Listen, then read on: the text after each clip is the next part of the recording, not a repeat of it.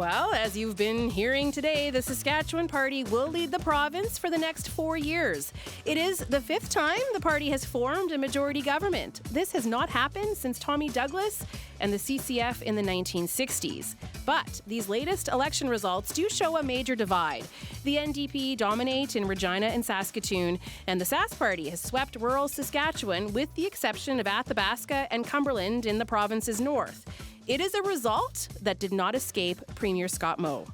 This was a much closer election than what we have seen in quite some time in this province. Just over roughly half of the voters voted for the Saskatchewan Party, and there's another half of the voters that voted for someone else. And I would say this, that I've heard the message that was delivered here this evening. And the Saskatchewan Party will be a government that works for all of the people of Saskatchewan.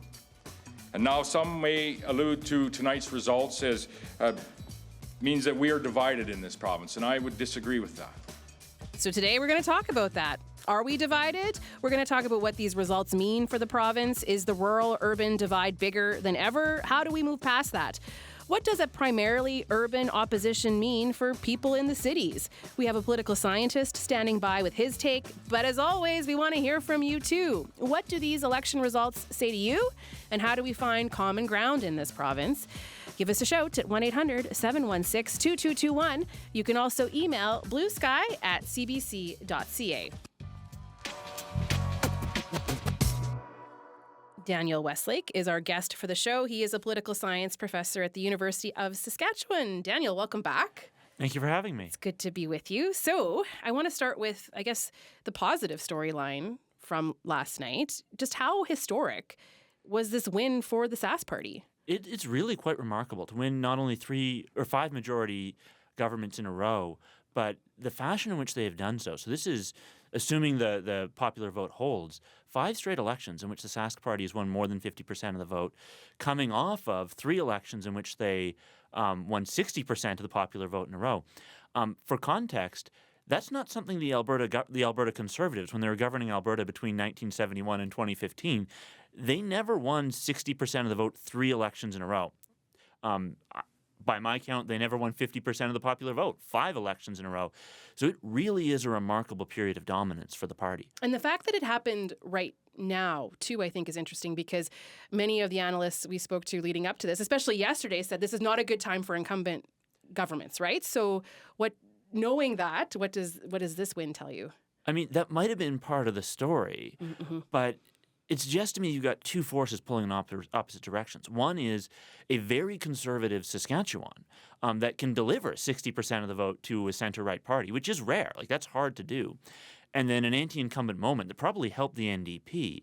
But it's remarkable to me that the anti-incumbent moment helping the NDP brought the Sask Party down from a little over 60% to a little over 50%.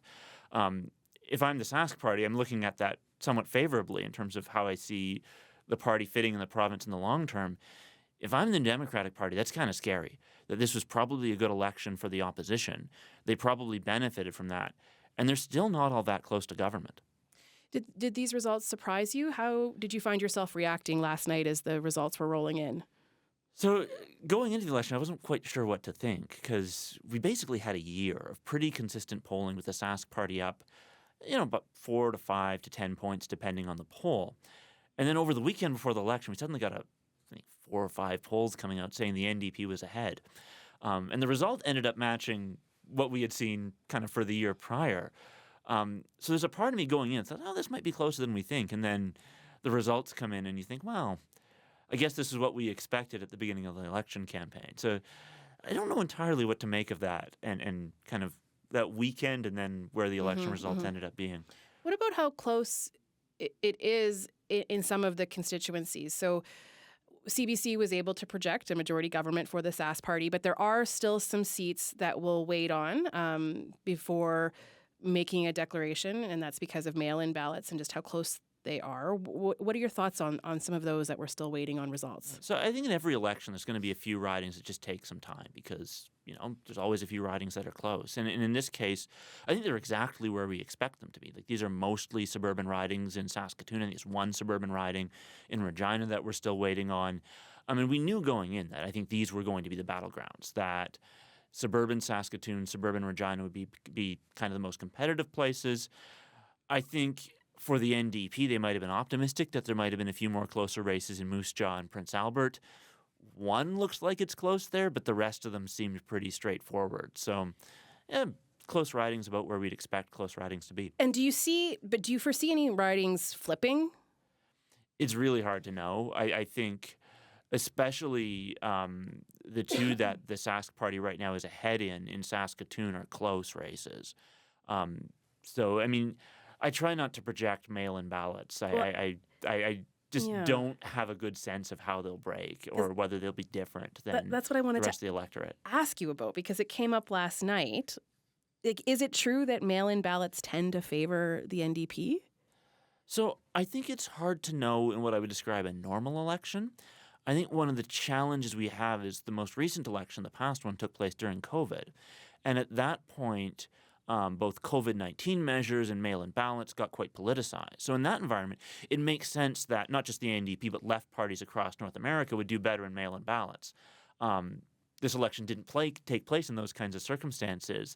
So I don't know whether to expect a little bit of a holdover from that or whether we might see mail-in ballots reverting back to kind of something that reflects what the rest of the vote would look like. And we're definitely not in the situation that BC found itself in, because there was some speculation, like, could it be as close as that race? But no. I mean, yeah. And I think from the outset, BC always looked like a closer race.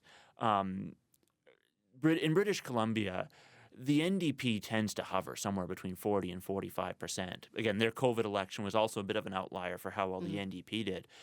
And as soon as we saw kind of the center-right start to coordinate on the BC Conservatives, you kind of knew that would be a close race.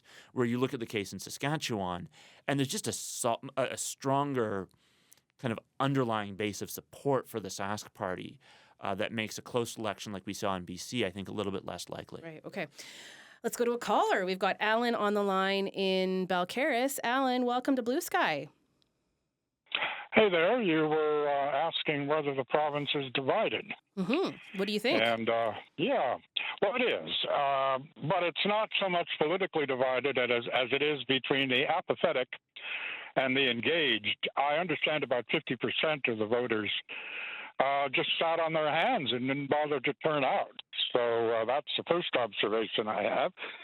The second is a win is a win is a win, and Scott Moe should certainly be congratulated for pulling out the victory that he did. But the caution here is if he had allowed that election campaign to go a week or 10 days longer, I am not so sure we would have seen the same results. I think the NDP would have ridden to a couple more seats on the momentum that was building. It's the tightest election that we've seen since 1929, and there's no getting away from it. Scott Moe has to be congratulated. But on the other hand, so too does Carla Beck. It's going to be an interesting 4 years. Alan, thanks for calling. Really appreciate it. There was a lot there. Alan in Balcarres, big thanks to you for calling. 1-800-716-2221. You can call too, or you can email bluesky@cbc.ca. I want to get back to voter turnout in a second, but I want to pick up on that very last point that he made, that, congratulations to Scott Moe, but also to Carla Beck. Yeah, I think it's interesting. I think both leaders have reasons to be happy, but also reasons to be a little bit disappointed. In that, for Scott Moe, it's a win is a win, right? And he gets to be premier and he leads a majority government, and those are all good things. But I think the Sask Party should be concerned that they lost significant numbers of seats, and particularly it doesn't look like they're going to have much representation, if any, depending on what happens in some of these last couple of ridings in Saskatoon, in either Saskatoon and Regina, and that creates particular challenges for that party. I have several questions related to that. How do you govern if you don't have representation of people in the cities? We'll get to that, but voter turnout. I understand it was about 53%. That sounds about right for what I was seeing. Yeah, and how do you take that? That's not great. No. I mean, this has been a consistent challenge really across Canada. We've seen, really in the last couple of decades, lower voter turnout than I think we would hope. I think it's particularly a challenge in Saskatchewan. We can talk about this as a competitive election. But Saskatchewan, compared to other provinces, I mean, we just talked about British Columbia, and we weren't as close as competitive as British Columbia was. It can be harder to motivate people in a competitive an election that looks less competitive, especially if they think their ridings are spoken for, right? Like if you're in rural Saskatchewan and you're perhaps a more center-left voter, and you're seeing, the Sask Party, then you kind of, what's the point? And similarly, if you're a Sask Party leaning voter in the middle of Regina or Saskatoon, you might be looking at this and going, well, why bother? And so those are challenges. But I think also more broadly, things that predict whether people go out to vote are things like whether they feel a responsibility to vote, whether they're interested in politics. And these are broad challenges that I think politicians, myself as an educator, educators at the secondary level, need to think very carefully about and try to grapple with. I don't think sorry. What's the reason that low voter turnout is such a problem, not just in Saskatchewan? Like, is it who's not engaged right now? Is it a generational thing or? As far as we can tell, it's there's a clear generational or age effects, right? Younger people are much less likely to turn out. My instinct is this is more deep-seated. This isn't an issue that we can solve it's good to make voting easier, but I don't think that solves the problem. I think it is whether people feel a responsibility. Do you care about, not just care about your community, but feel like caring about your community means that you have to go out and vote? And that's an expression of how you care about your community and your province. And that's a message perhaps that we need to get across more. And then, is politics interesting? And this is particularly challenging in this environment where not just politics, but a lot of different, sports, movies, etc., are really competing for people's interests and time. And there are a lot of different venues. Like, you go on social media and you want a lot of politics, you can get a lot of politics. But if you don't, if you want to watch, if what you want from social media is hockey, social media will give you hockey. And it won't give you much in the way of politics. And this is true if you care about movies, celebrities, music. That's a really challenging environment to get people interested in politics. And there are very broad challenges here to grapple with that are going to take a lot of thinking and a lot of work on the part of a lot of different kind of organizations and people working around politics. And it's an ongoing challenge. Yeah, I find it so interesting. I'm sure it's something we'll come back to over and over again because we've got other elections coming up. It will be interesting to see what turnout is in the municipal elections that are just a couple of weeks away. I want to share with folks what we heard from Donna Harpauer last night. And this gets back to the rural-urban divide. So Donna Harpauer, former MLA for Humboldt-Watrous, a former finance minister. She was also the Saskatchewan Party campaign co-chair. And here's what she had to say last night. I would be foolish if I wouldn't say it was disappointing. However, realistically, it is very, very difficult for any party to form government for 5 terms.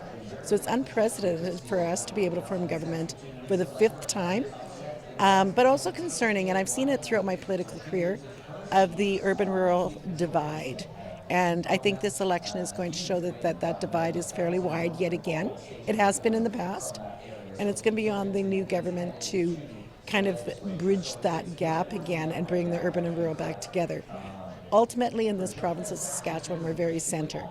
And in order to keep, both urban and rural supporting you and supporting the initiatives that you put forward, you've got to always keep to the center.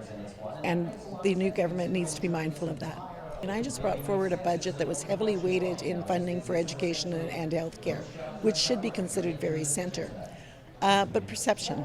I think there was a perception building, and it started with COVID, and COVID just divided our province in a lot of ways, and people came out of it kind of grumpy.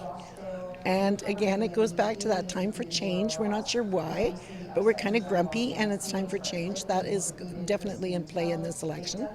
But perception becomes reality if you don't do something about it.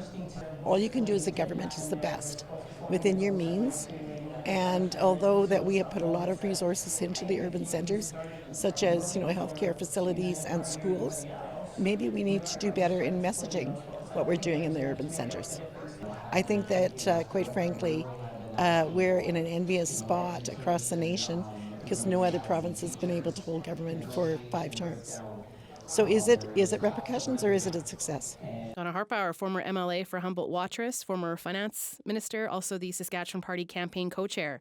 Daniel, I'll let you weigh in there. What do you want to pick up on first, and then I'll get to my questions. Well, I mean, the rural-urban divide is something that kind of jumps out. I mean, and like we were talking about with voter turnout, this is a broader trend, and it's not unique to Saskatchewan. There's work on this at the federal level that suggests that rural areas are getting more conservative. The Liberal Party has been doing better and better in urban areas, and then this has been something happening over decades. And if you look at the other prairie provinces, Alberta, Manitoba, they're seeing the same trends. The Alberta NDP wins in Edmonton and Calgary, and maybe they win a seat in Lethbridge. The Manitoba NDP wins in Winnipeg, northern Manitoba, and maybe they get a seat in Brandon. And the reverse is true for the centre-right party. So it's a problem I think that the Sask Party needs to, and the NDP need to be thinking about carefully. But it also, when you see broader trends like this, sometimes this is more difficult than a single party in a single province can solve. Sometimes you're dealing with broader cultural and social phenomena that are really challenging for politicians. So, I mean, tell me more about that. Like, what would be something that we would be looking at tackling in order to solve the rural-urban divide? Like, what are you getting at there? I think one of these things, it's easier to diagnose and see the problem than it is to try to solve it. So we don't have a lot of work on this in Canada, but there's been work that's been done in the United States. And when you read that work, it sounds like Saskatchewan and Alberta. And so Catherine Kramer has done work in Wisconsin. Arlie Russell Hochschild has done work in Kentucky. And they suggest this kind of rural resentment, this feeling in a lot of rural areas that people in urban areas don't get their interests, perhaps don't care about their interests. And then they look for parties that represent those viewpoints, right? And so when a party like the Sask Party can leverage it, can say, we're speaking for rural communities, then that leads to success on their part. But the flip side then ends up being true. Urban areas say, well, you're a party that speaks for rural communities. You don't represent us. Yeah, I want to ask, how do you govern? If nearly half of the population in Saskatchewan lives in Regina or Saskatoon, how do you govern? And we'll unpack this further. I want to get to some of our callers, but just how does a party govern when that's the case? Well, it's a tricky line to walk, right? Because on one hand, I think rural voters are going to expect that the Sask Party speaks for them and passes policies and demonstrates an understanding of their particular communities. At the same time, urban areas are expecting the same thing. And there's always a danger that the more those two groups of people get divided, that any attempt to speak for one community is seen as hostile by the other. Now, I don't necessarily think that's how it has to be, right? And I don't think hostility towards urban areas or like things that are good for rural areas necessarily bad for urban areas. But the more polarized you get and the more these groups get divided, the more you get that perception. And the more difficult it is for these parties to walk the line between saying, yes, we hear your concerns in rural areas, but we also have to speak to the concerns of Saskatoon and Regina. And not have that look like it's alienating rural voters. And it's the same thing for urban voters. The more the NDP talks about winning in rural areas, the more you start to get people in Saskatoon and Regina saying, well, what about us? The more they're polarized, the more difficult that line that parties have to walk that shows they're concerned about both groups becomes. I'll ask you one more question, then we'll have to get to David in the news. But what responsibility does Scott Moe have to unite the province, and is he the person to do that? I think any premier has a responsibility to do this. Any party leader has a responsibility to do this. I think we are better off if we have some Sask NDP MLAs from rural areas and some Sask Party MLAs from urban areas so that we don't have this strong regional polarization. It's hard, I'm hesitant to say that any one person can fix this, though. I don't think this is a problem where you get one leader with a particular personality solving. I think we have to look deeply into this increasing sense of belonging in place in different rural and urban areas and how that gets politicized. And that is a broader social and political challenge that I don't think any one person can solve. So I don't know that Scott Moe or Carla Beck or any particular leader has the answer to this question on their own. Okay, we have more to get into, so don't go anywhere. I'm speaking with Daniel Westlake, a political science professor at the University of Saskatchewan. I'm Leisha Grabinski. This is Blue Sky. Our question for folks today, what do you make of the election results? How divided do you think we are? Give us a call at 1-800-716-2221. You can also email bluesky@cbc.ca. Gerald emails, the rural-urban divide has been around for a long time. The Saskatchewan Party did not really address population decline in rural Saskatchewan. Every government must govern for everyone. What we desire for ourselves, we wish for all. Daniel, do you want to talk about population decline in rural Saskatchewan and the Sask Party not really addressing that, which makes me think about boundaries, because that's something that comes up a lot, that people are concerned with sort of how our electoral map is drawn. What are your thoughts? Yeah, so it's remarkable that even with the Sask Party, perhaps not. I don't know if they address population decline or not, and I think it's a very hard thing for a government to address. Despite it, rural areas still consistently voted for the Sask Party. So, I mean, if the Sask Party is trying to figure out where the problems are, it's clearly in the cities. Mm-hmm. The population challenges, I think, will get trickier for Saskatchewan. I mean, as Saskatoon and Regina grow, you're going to have more and more ridings in the two major cities. Now, we're 10 years, or almost close to 10 years away from the next redistribution, the next election that'll take place under that. So we've got some time before we have to deal with a province with more urban ridings. But the more that gets split, the more challenging the divide becomes. And yeah. It was interesting hearing from Donna Harpauer, again, the former MLA for Humboldt-Watrous and former finance minister, saying that her budget was sort of socially, that she sees the party as being somewhat center and that you have to govern near the center. And so we can debate whether or not the Sask Party is that. But the question I have now is, will Scott Moe and the Sask Party have to govern more to the center? Will they, with a stronger opposition, how will the Sask Party respond to that? So I think it's hard to know. There's two ways that this can go. One is that you have a very rural caucus, I think a more right-leaning caucus probably than you had before in the Sask Party, and the party doubles down on being the right-leaning party that represents rural Saskatchewan. And that's largely what we saw in Alberta. As the Alberta NDP has taken more centrist votes, more urban votes for the UCP, that party has increasingly become a more right-leaning party, and probably much more so than it was, say, during the Ralph Klein years, where there were lots of Calgarian conservatives in the party. So that's one way they can go, and I think I'd be kind of concerned, because I'm generally concerned about polarization, if that's the direction they decide to go. The other is you can get kind of a re-examination, and I think Scott Moe is kind of pointing to that in his victory speech last night, where you kind of look and say, well, we lost in Saskatoon and Regina, and if we don't want these elections to be as close as this one, we've got to reach out to voters there. So this is really now a question for Saskatchewan Party internal politics, and the party's going to have to take a careful look at itself and decide whether they see the threat as coming from their right and they need to solidify that base, or whether they see the NDP as their challenger and they need to compete with them. Well, something that came up in the political panel last night in our CBC coverage, just how much of a threat is the Sask United Party and the Buffalo Party? So if you look at how they did last night, I mean, not overly significant. The NDP clearly did better. So who does the party, who might end up influencing, or I guess who should the Sask Party be listening to, I think is the question. So there's perception and reality here. And I saw this kind of at the end of the campaign when the Sask Party started to tack right. The change room and the transgender policy, those policies that were announced are a little bit mystifying to me, in that they suggested to me a party that was concerned about the Sask United Party. Yet you looked at the polling data and there was no evidence that this party was a serious threat to them, and that was borne out on election night. We've seen now far-right parties try to compete in Ontario, in Manitoba, and here in Saskatchewan now in multiple elections, at the federal level too, and none of them seem to have gotten anywhere. And where they tend to take votes from center-right parties are in rural areas where center-right parties have quite comfortable margins of victory. So I look at the reality of this, and I'm not seeing much evidence that the Sask United Party is a threat. They're not where the Wild Rose Alliance was in the mid-2000s in Alberta.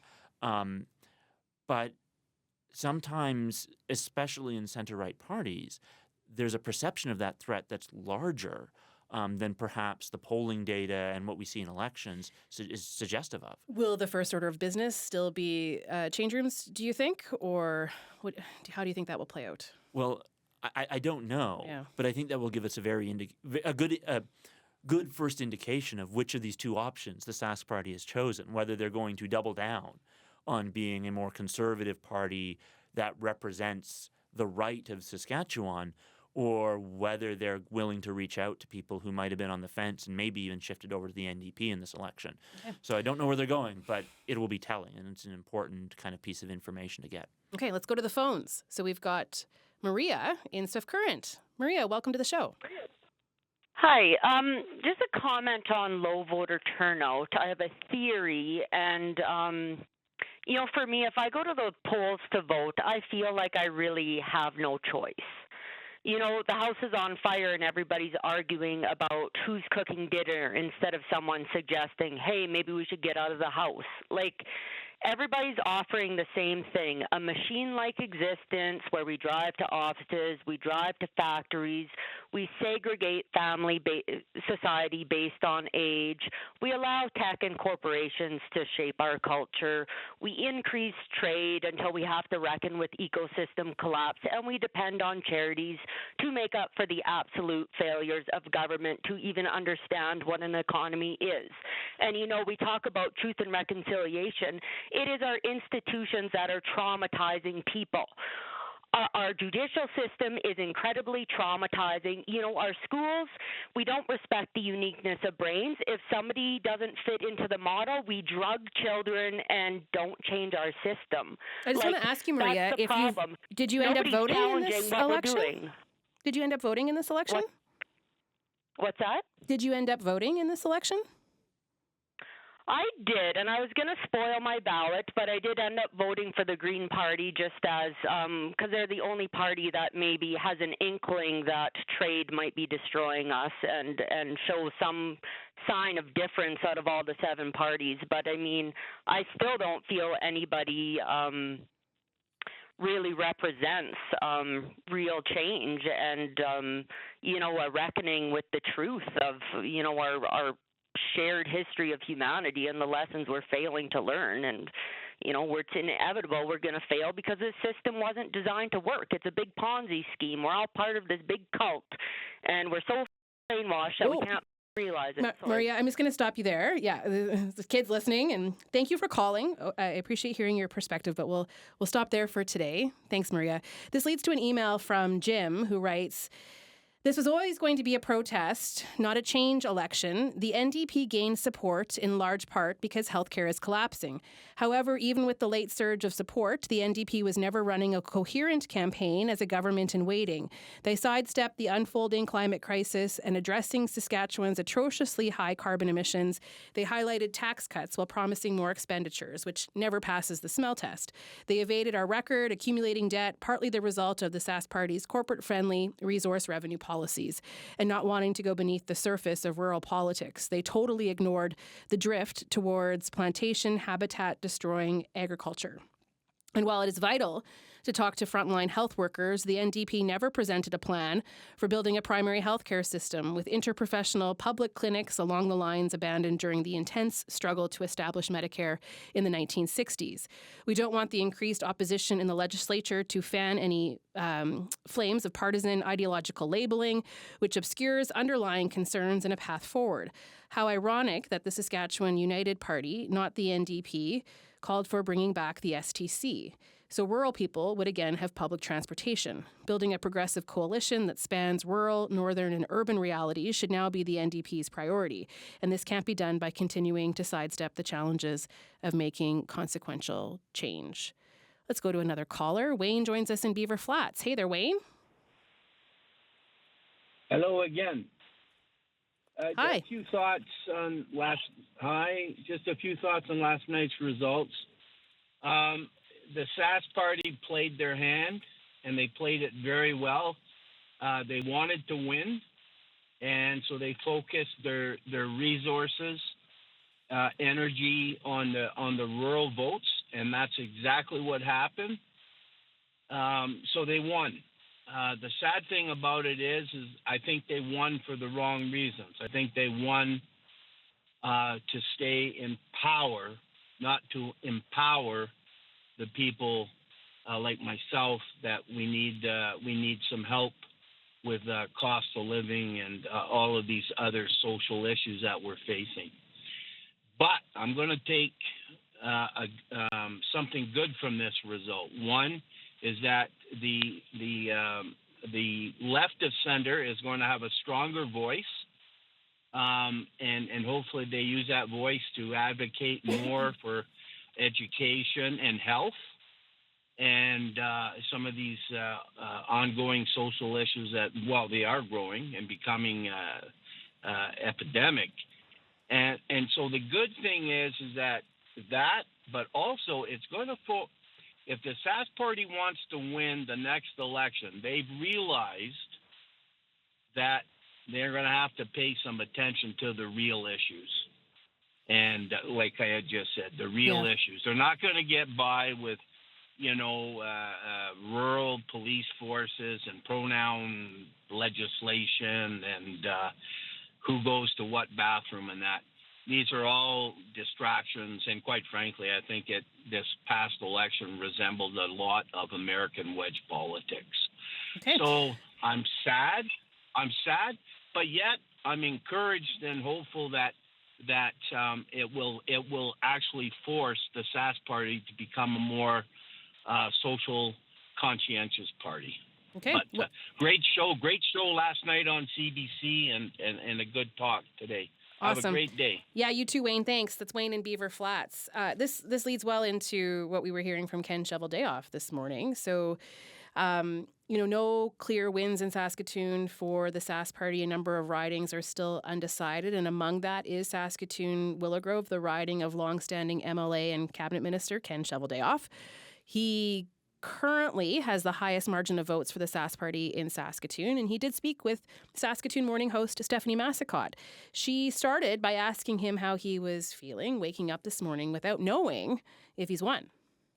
I knew it would be really, really close. I knocked thousands of doors, talked to so many people, and I knew it was going to be close. I knew that teachers were frustrated, healthcare workers, and I talked to as many of them as I could, and I knew that it was going to be a close race. I very much respect for the teachers that I talked to, the healthcare workers.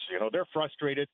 They want to do the best with their careers, but the world has changed. The inclusion in the classroom that we have from 30 years ago, that classroom is much different, and they're frustrated and they want to do their job.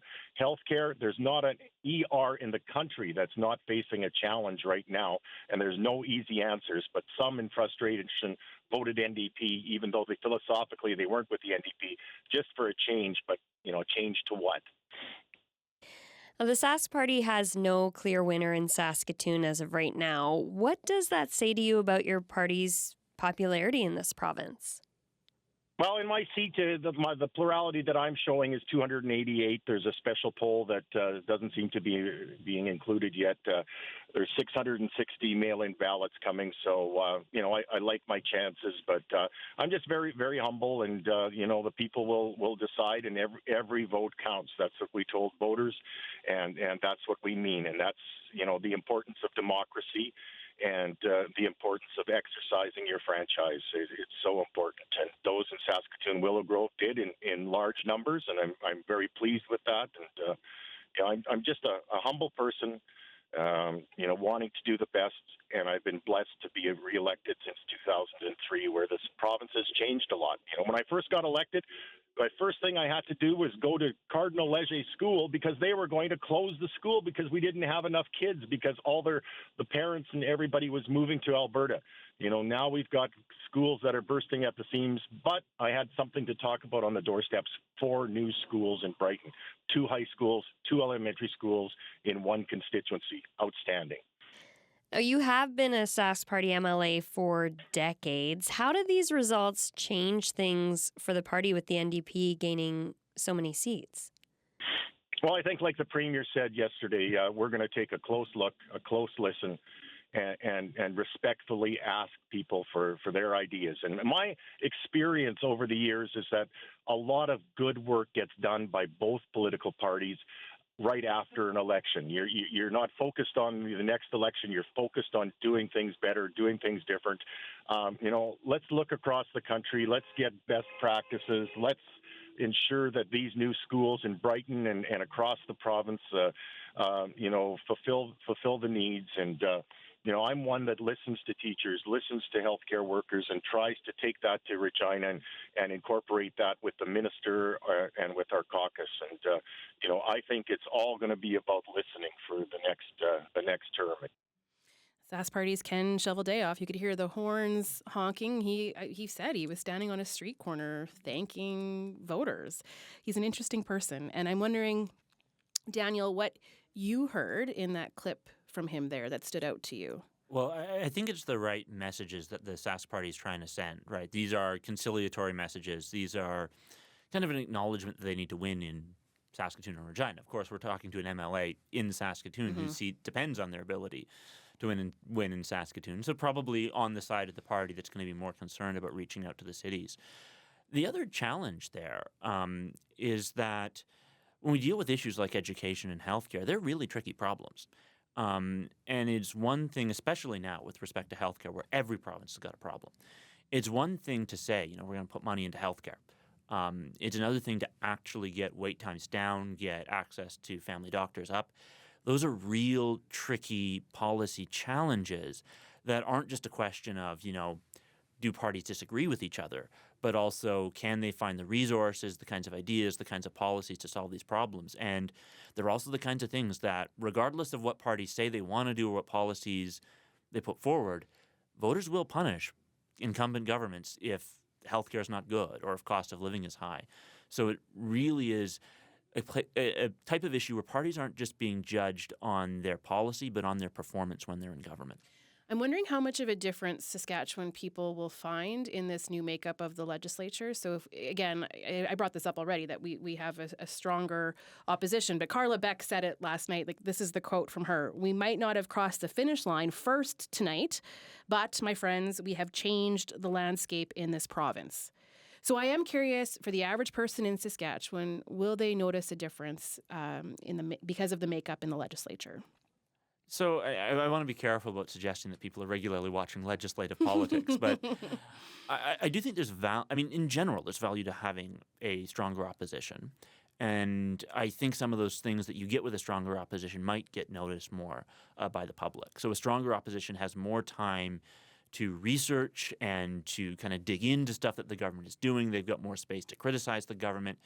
And if the NDP are effective at using those resources, they probably will get more news coverage for issues they want to talk about and may expose more problems amongst the Sask Party or more challenges in the Sask Party. And, in a democracy, that's good. We want an opposition and a government that are reasonably evenly balanced and an opposition that holds the government to account. And more NDP MLAs probably means the NDP is in a better position to do that. Okay, we should hear a bit from Carla Beck today. She is the leader of the Saskatchewan NDP. We spoke to her last night. Let's listen. I'm filled with a deep, deep sense of gratitude. So much pride. Friends, we came so close.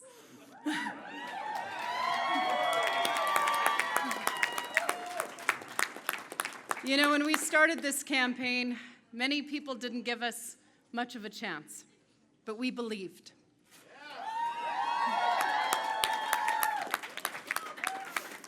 And because of the hard work and determination of all of you in this room and right across this province, we gave people a reason to hope again. And that's not nothing. In fact, that's a victory in its own right. Now, we might not have crossed the finish line first tonight, but my friends, we have changed the landscape in this province.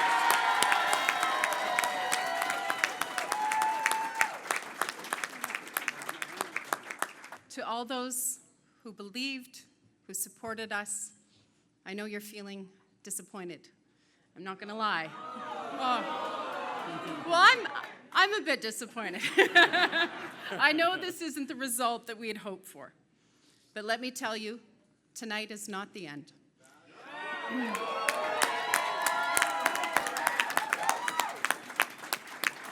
This election has proven that Saskatchewan wants positive change. Across this province, people are feeling tired of being left behind, seeing the healthcare system crumble, struggling as costs grow faster than their paychecks. The close result tonight is a message that the people of Saskatchewan want and deserve a government that puts them first, and we are not going to stop until that vision is a reality.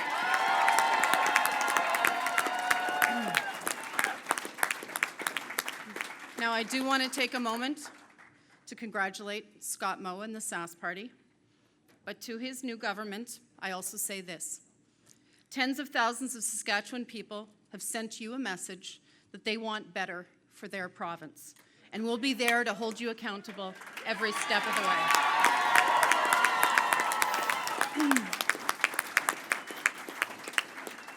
Tonight I say to every person in this province who allowed themselves to hope, who left everything on the field, who believed in this campaign, and who showed up for that change, I promise you, I promise every one of you, this is not over.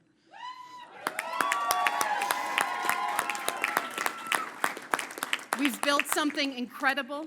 We've built something lasting. We have awakened hope in this province, and we're only going to grow it from here.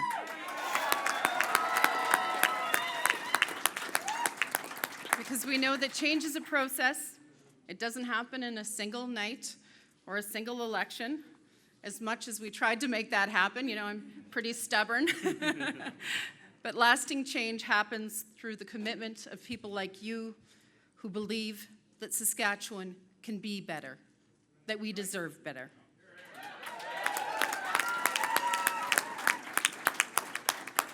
So tonight, let's celebrate how far we've come, and tomorrow we're going to get up and we're going to continue the work.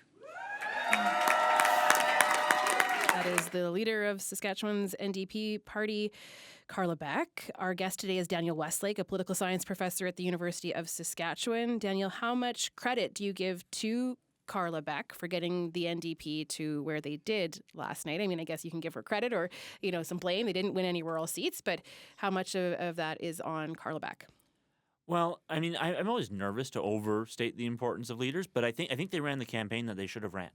Right? They hit on the issues that I think where an incumbent government was vulnerable. They hit on cost of living. They hit on questions of health care. I think there was a recognition, despite I think, you know, people who are more on the left might be disappointed about this, and with good reason, but they were offering tax cuts. And I think in recognition of the fact that they needed to win over voters that voted for the Sask Party in previous elections. And these are not left-wing voters that they need to win over. So in the sense that she did what I think you'd expect an NDP leader to do in the circumstance, she deserves some credit for that. At the same time, the result was good for the NDP relative to previous elections. It's not a great result if you want to compete for government. They were by last count, I think 10 points down in popular vote. They needed to win 3 of 4 ridings in Moose Jaw and Prince Albert probably to win, and it doesn't look like they've won any of them. The one of them we're still waiting on. Yeah. And they've got 2, and they needed to sweep Saskatoon and Regina, and that may not happen either. And so I think the NDP has good reason to be happy, but there are real challenges for the party moving forward that they have to grapple with. I don't think Carla Beck is the problem here. I think it's trying to figure out a way for a center-left party to be successful in a province that is fairly center-right leaning and is not necessarily fertile ground for the NDP. Okay, I want to squeeze in another caller. So Trish joins us right now in Saskatoon. Trish, welcome to Blue Sky. Oh, thank you. Hi. Yeah, I didn't have a chance to listen to the whole program because I had a medical appointment, but one of the things that I was thinking about is, like, speaking of leaders, like my question or my comment is around Scott Moe and like some of his messages and some of like who he was trying to appeal to, which to me, being from Saskatoon, sort of seemed to appeal to the rural voters. But where was, like, I don't understand why he wasn't trying to win over the urban voter more. You know, it wasn't making sense to me, kind of what the comments he was making. He's already got the rural vote sort of sewn up. So why were you saying, like, why were you going on about, you know, trans kids and things like that? Like, I guess I question. And if I was a member of the Sask Party who lost my seat in Regina or Saskatoon, I would be asking the same questions. I would be saying to myself, how did our leader perform? Like, what did he do to actually keep the voters that I represent? Because I don't think he did a very good job of that. Great point, Trish. Daniel, what would you say? Oh, my instinct is they might have been more scared of losing rural seats than maybe they should have been. Which, I mean, if they were worried about the Sask United Party, I could see why they'd get a little nervous in those ridings. And if they thought the NDP was competitive in maybe some rural areas, maybe they were more scared than the election night suggested they had to worry about. I do think the Sask Party tried to provide something to the suburbs where they were competitive. I think that probably represents. I mean, they talked about how they're offering more tax cuts, and I think that kind of, if you're a center-right voter in a suburban urban area, maybe that's something that resonates with you. It's certainly not something that's going to resonate in downtown Saskatoon or Regina, but I think the Sask Party probably had written off those seats in the same way that the NDP probably wrote off a number of the more rural seats in rural Saskatchewan. Trish, I appreciate you bringing that up today. Thank you. Yeah, thank you. That's Trish in Saskatoon. You're listening to Blue Sky here on CBC Radio 1. We're almost at 1 o'clock, but I've got time to share an email with you. So Kevin writes, in my opinion, the division is between voters who live in a reality that is based on facts, voters who live in a fantasy land where trans panic nonsense is a more important issue than healthcare and education, and a large swath of people who are apathetic because life kind of sucks no matter who is in office. That's from Kevin, who sent us an email. Daniel, any final thoughts before we say goodbye today? Yeah, I think both parties come out of this election with quite serious challenges. And they are going to have to think very, very carefully about, in the case of the Sask Party, why they weren't able to win in urban areas, and in the case of the NDP, how they take themselves from a party that won a significant opposition to a party that can compete for government. And that's going to require a fair amount of empathy for voters that didn't vote for them, and a willingness to take those voters and their concerns very seriously. Fair bit of empathy. That's interesting. We'll leave it there. Daniel, so good to have you today. Thank you for this. I really appreciate it. Thank you for having me. That is Daniel Westlake. He is a political science professor at the University of Saskatchewan. You can email us with your thoughts. Well, keep them coming. I mean, why not? We're going to be talking about the election. It's not over. We're going to keep talking about things probably for the next few days. I know tomorrow we've got another show planned because the Sask Party has lost a few high-profile women in this last election. The NDP, get many of their big-name women, had them reelected, and then they've added even more. And so on the next Blue Sky, we'll hear from some of those politicians, and we'll talk about how women are changing the political landscape in this province. So email on that or any of your thoughts on the results so far. Blue Sky at cbc.ca, and you can call into the show live tomorrow. That's between 12 and 1 right here on CBC Radio 1.